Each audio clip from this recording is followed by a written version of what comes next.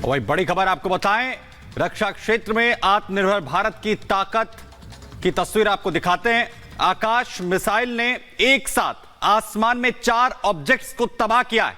यह तस्वीरें आप देखिए कि आखिर कैसे भारत रक्षा के क्षेत्र में नए कीर्तिमान स्थापित कर रहा है। एक ही साथ 4 टारगेट्स को मिसाइल की तरफ से निशाना बनाया जाता है। भारत में मिसाइल का सफल परीक्षण हुआ है। आसमान में 4 ऑब्जेक्ट्स को मारने वाला दुनिया का पहला देश भारत इसके जरिए बन गया है। बिल्कुल, तो ये खास तस्वीर आपको दिखाते हैं जिसमें रक्षा क्षेत्र में आत्मनिर्भर भारत की ताकत आप इसमें देख रहे हैं। आकाश मिसाइल जिसने एक साथ आसमान में 4 ऑब्जेक्ट्स को तबाह किया है।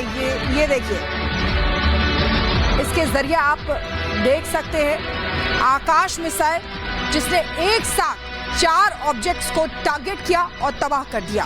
भारत आसमान में 4 ऑब्जेक्ट्स को मारने वाला, एक साथ मारने वाला दुनिया का पहला देश बन गया है। ये बड़ा कीर्तिमान भारत ने अपने नाम किया है।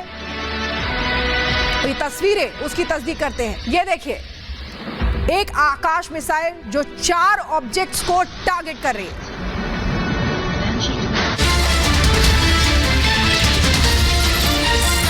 संसद कांड की कर लेते हैं। सुरक्षा में जिस तरह से चूक हुई थी उसकी बात कर लेते हैं, माफ कीजिएगा। लेकिन ललित ने दरअसल 4 मोबाइल्स का पता तो दे दिया है, लेकिन अब उसके बाद अब ये समझना है कि कैसे शॉर्ट सर्किट जो साजिश की गई है, क्योंकि जो मोबाइल्स मिले हैं वो जले हुए मिले, तो ऐसे में शॉर्ट सर्किट करके जो साजिश रची है ललित ने, उसे कैसे डिकोड कर रही पुलिस स्पेशल सेल, ये सबसे बड़ी चुनौती है। चलिए आपको सबसे पहले आरोपियों के वो फोन दिखा देते हैं जो ललित की निशानदेही पर जंगल से बरामद किए गए हैं। वो तस्वीर चलिए जल्दी से आपके सामने रखते हैं। ये देखिए, नागौर से ये जले हुए फोन मिले हैं। ये आप देख पा रहे हैं, अलग अलग फोन, 4 फोन्स मिले हैं, अलग अलग फोन नागौर जिले से ये मिले हैं, क्योंकि यहीं पर ललित ने अपना ठिकाना लिया था और ये 4 फोन बरामद किए गए। लेकिन अब क्योंकि ये जला दिए गए तो इनसे डेटा रिकवरी कैसे होगी, कैसे पता चलेगा कि किससे बात हुई, क्या बात हुई, ये तमाम चीजें जिनको कहीं ना कहीं डिकोड करना है। तो डेटा रिकवरी कैसे होगी, कैसे जानकारी मिलेगी, चलिए आपको जल्दी से बता देते हैं। क्या साजिश के तार अब इससे खुलने वाले हैं, ये सवाल बना हुआ है। जले फोन से डेटा रिकवर करना बहुत जरूरी है, लेकिन उतना ही मुश्किल ये रहने वाला है। स्पेशल सेल को काफी हद तक अगर डेटा मिल जाता है तो उससे मदद मिलेगी। फोन के जले हुए पार्ट्स को रिकवर करने में सफलता हासिल हो चुकी है, उनसे जानकारियां हासिल करेगी। चलिए अब आपको ये भी बता देते हैं, जल्दी से ग्राफिक्स के जरिए जानकारी आपके सामने रख रहे हैं। देखिए, मदरबोर्ड जलने से डेटा रिकवर करना बहुत डिफिकल्ट हो गया, बहुत मुश्किल हो गया। मदरबोर्ड में क्या होता है कि फोन का सारा डेटा स्टोर करने के लिए मदरबोर्ड में ही स्टोर किया जाता है और जांच की दिशा फिर पूछताछ पर, जब मदरबोर्ड नहीं रिकवर हो पाएगा तो पूछताछ पर टिक जाएगी जांच की दिशा। आरोपी लगातार जो इन्वेस्टिगेटिव टीम है जो पूछताछ कर रही है उन्हें गुमराह करने की कोशिश कर रहे हैं, लगातार अलग अलग बयान दे रहे हैं। संसद में जो घुसपैठ की गुत्थी है उसे सुलझाने में ऐसे में थोड़ा और समय लग सकता है, क्योंकि टाइम वेस्ट हो रहा है। ये जले हुए फोन मिलने के बाद समझ नहीं आ रहा कि कैसे और डिटेल्स निकलेंगी। बड़ी साजिश के सूत्रधार को क्या छुपाने के लिए ही ललित झा ने बाकायदा पहले पार्ट्स को डिस्ट्रॉय किया और उसके बाद फोन को जला दिया है। लेकिन एक और गैजेट है, जी हाँ, एक और गैजेट है जिससे उम्मीद पुलिस जाहिर कर रही है। ये 4 फोन्स तो मिले हैं, लेकिन एक और कौन सा गैजेट है जिससे उम्मीद है पुलिस को, चलिए आपको जल्दी से दिखा देते हैं। देखिए, ये फोन तो मिले हैं, लेकिन 4 फोन अब तक बरामद हो चुके हैं और एक की बरामदगी का इंतजार है। जी हाँ, कहा जा रहा है, पुलिस को ऐसा इनपुट मिला है, सूत्रों के हवाले से हम आपको बता रहे हैं कि एक और फोन है और वो ललित का फोन है। ललित का फोन है जिसे शायद डिस्ट्रॉय नहीं किया गया है, शायद उसे कहीं और रखा गया है, या हो सकता है कि उससे जानकारी मिल पाए, क्योंकि अभी भी इंतजार यही है कि ललित ने किसी और से बात की है और वो बातचीत क्या उस फोन में रिकॉर्डेड है, ये सवाल बना हुआ है। तो ललित के फोन से क्या क्या मिलने की उम्मीद है, क्या सोच रही है पुलिस, किस तरह से आगे बढ़ रही है, क्या प्लान है, वो आपको हम बता देते हैं। चलिए आपको जल्दी से बता देते हैं कि ललित के फोन से क्या मिलने की उम्मीद जाहिर की जा रही है। संसद में घुसपैठ की साजिश का प्लान हो सकता है, क्योंकि फोन से ही कन्वर्सेशन हो रहा होगा, कम्युनिकेशन हो रहा होगा। साजिश के आका का फोन नंबर या पता मिल सकता है जिससे बातचीत हो रही होगी। साजिश के बाकी किरदारों के नंबर भी मिल सकते हैं। इन 7 के अलावा हो सकता है और कोई भी हो। कब से चल रही थी ये साजिश, कब से ये घुसपैठ की रणनीति बनाई जा रही थी, ये भी पता चल सकता है। और घटना के हर किरदार के पास क्या जिम्मेदारी थी, अभी तो ये अपनी बातों में उलझा रहे हैं। हो सकता है कि जो कन्वर्सेशन हो, जो बातचीत हो, उससे क्लैरिटी मिल जाए।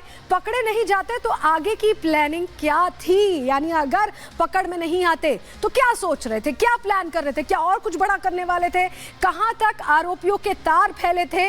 ये तमाम जो सवाल हैं इनके जवाब मिल सकते हैं। क्या इसमें कोई इंटरनेशनल कनेक्शन भी है, क्योंकि इनकी आवाजाही तो फ्लाइट से हो रही थी, इतना ये अफोर्ड कैसे कर पा रहे थे। साजिश के पीछे का असली मकसद क्या था, क्योंकि अभी तक बहुत ज्यादा खुल के मकसद जाहिर नहीं हो पाया। और लॉजिस्टिक सपोर्ट जो मैं जिक्र कर रही थी, फ्लाइट ट्रैवल का या पूरे रहने की व्यवस्था का, वो कहां से मिल रहा था, कौन प्रोवाइड करा रहा था, ये अपने आप में सवाल है। और यही उम्मीद जाहिर कर रही है स्पेशल सेल पुलिस कि अगर ललित झा का फोन मिलता है तो शायद ये जानकारियां निकलकर सामने आ पाए। लेकिन चलिए, गिरफ्त में अब तक जो आरोपी हैं जरा उनकी तस्वीर आपको दिखा देते हैं, क्योंकि संसद का जो पूरा घटनाक्रम हुआ वो आपको याद होगा, किस तरह से स्मोक बम वहां पर अंदर और बाहर दिखाए गए थे। चलिए आपको तस्वीर के जरिए दिखा देते हैं कि गिरफ्त में ये जो आरोपी हैं इनसे पूछताछ हो रही है। ये जो 6 चेहरे आप देख रहे हैं, इनके बयान अलग अलग हैं, इनकी बातें अलग अलग हैं। ये बार बार बयान बदलकर विरोधाभासी बयान दे रहे हैं और घुमाने की कोशिश कर रहे हैं। देखिए, मनोरंजन की तस्वीर आप देख रहे हैं, सागर शर्मा, नीलम और इसके अलावा ललित, अमोल और महेश। तो यहाँ पर आप देखिए, ये जो चेहरे हैं, मनोरंजन, सागर शर्मा, नीलम, महेश, अमोल, ललित, इन सब ने मिलकर सब कुछ प्लान किया है। इसमें से ये मास्टरमाइंड होने की बात कर रहा है, लेकिन लग नहीं रहा है कि मास्टरमाइंड है, कुछ हेल्पर है। महेश की हम बात कर ले, बाकी जो 4 हैं उन्होंने 2 अंदर और 2 बाहर, संसद के अंदर और संसद के बाहर घटना को अंजाम दिया था। लेकिन आरोपी पूरी तरह से मौन है, बोल भी रहे हैं तो अलग अलग बातें बोल रहे हैं और उसका अर्थ कुछ और निकल रहा है। समझ नहीं आ रहा कि आखिर इनका आका कौन है। जरा जानकारी आपको बता देते हैं, क्योंकि अभी तक की जो पूछताछ हुई है उसमें क्या हुआ है, सभी आरोपियों के लिखित बयान दर्ज किए गए हैं। आरोपियों से अलग अलग पूछताछ की जा रही है जिससे वेरीफाई किया जा सके कि कौन सच बोल रहा है, कौन झूठ बोल रहा है।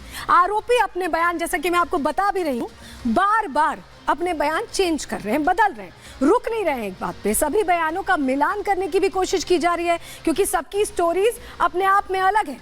झूठ और सच का पता लगाना पुलिस के लिए थोड़ा मुश्किल हो रहा है, उलझाया जा रहा है। हालांकि पुलिस कोशिश कर रही है, असली कहानी जानने के लिए बयानों को मैच किया जा रहा है, समझने की कोशिश की जा रही है, क्योंकि शुरुआती तौर पर बयानों में विरोधाभास लग रहा है, अलग अलग तरह के बयान है।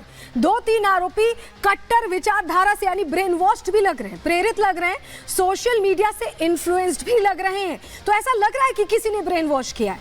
अपनी विचारधारा के इतिहास की भी उन्हें जानकारी नहीं है, लेकिन जो बातें वो बता रहे हैं उसका इतिहास क्या है ये तक उन्हें नहीं पता है, लेकिन वो ब्रेन वॉश्ड जरूर लग रहे हैं। ऐसे में पुलिस इस लिहाज से भी जांच कर रही है। लेकिन पुलिस अब आगे क्या करेगी, कैसे, ये जो पूरी मिस्ट्री है, क्योंकि बयान अलग है, विरोधाभासी बयान है और हर शख्स का बयान अलग कहानी बता रहा है। तो ये पूरी जो मिस्ट्री है, इसे डिकोड कैसे किया जाएगा, कैसे पुलिस जांच को आगे बढ़ाएगी, रिपोर्ट के जरिए आपको बता देते हैं।